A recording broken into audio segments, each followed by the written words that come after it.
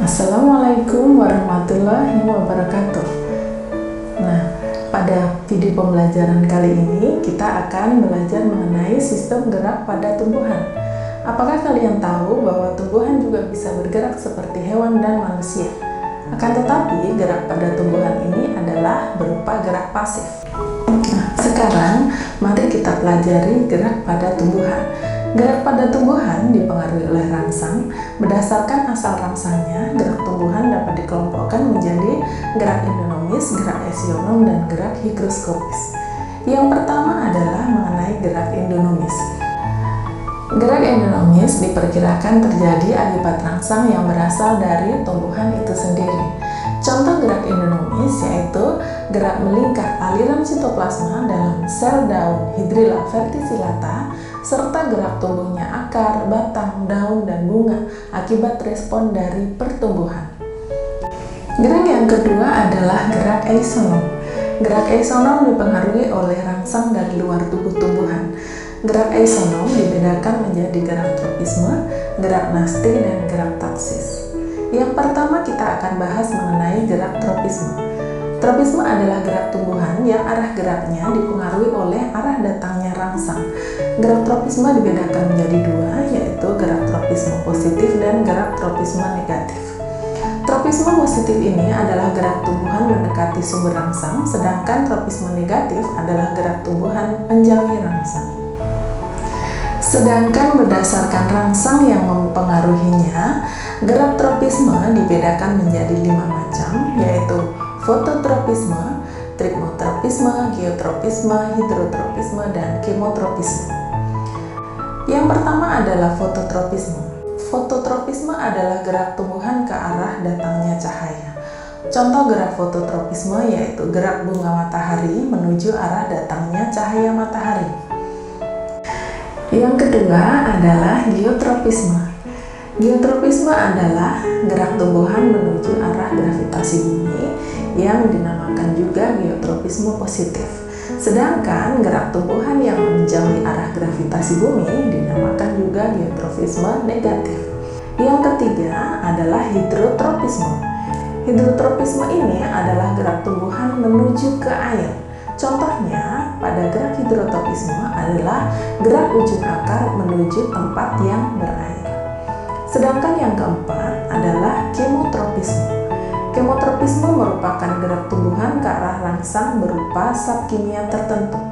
Contoh dari gerak kemotropisme ini yaitu gerak ujung akar menuju tempat yang mengandung banyak mineral.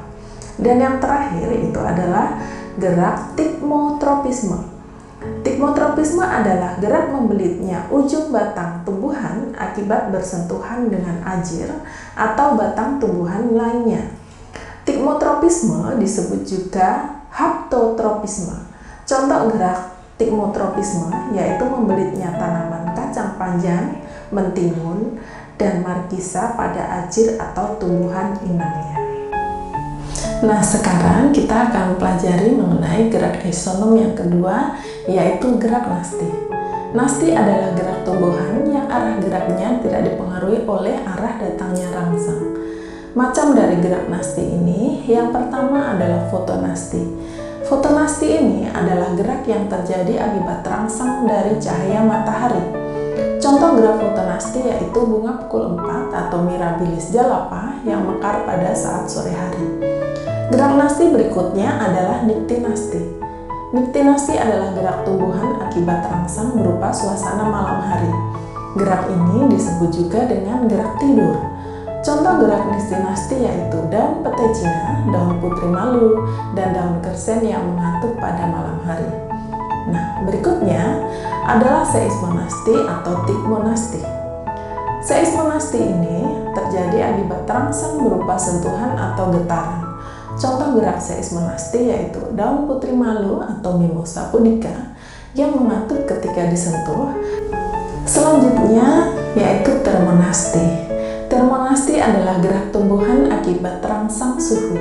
Contoh gerak termonasti ini yaitu bunga tulip yang mekar apabila suhu lingkungan naik dan dia akan menguncup apabila suhu lingkungan turun.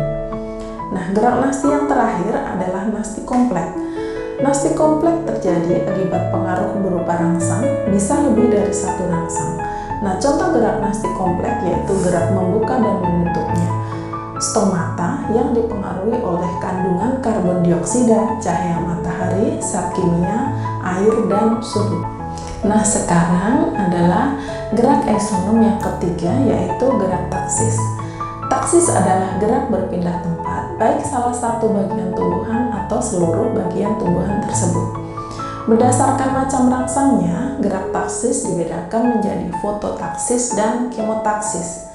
Nah, mari kita bahas yang pertama adalah fototaksis. Fototaksis terjadi akibat rangsang dari cahaya.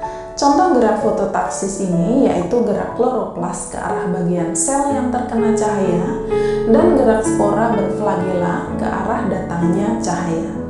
Sedangkan yang kedua adalah kemotaksis. Kemotaksis ini terjadi akibat rangsang dari zat kimia. Contoh dari gerak kemotaksis yaitu gerak spermatozoid pada tumbuhan lumut dan tumbuhan paku menuju sel telur di dalam arkegonium. Bergeraknya spermatozoid ini karena tertarik gula atau protein yang dihasilkan arkegonium. Nah, itu tadi mengenai sistem gerak pada tumbuhan. Nah, kalian sekarang sudah tahu kan macam-macam gerak pada tumbuhan. Nah, apa yang kita pelajari kali ini semoga bisa bermanfaat untuk kita semua. Wassalamualaikum warahmatullahi wabarakatuh.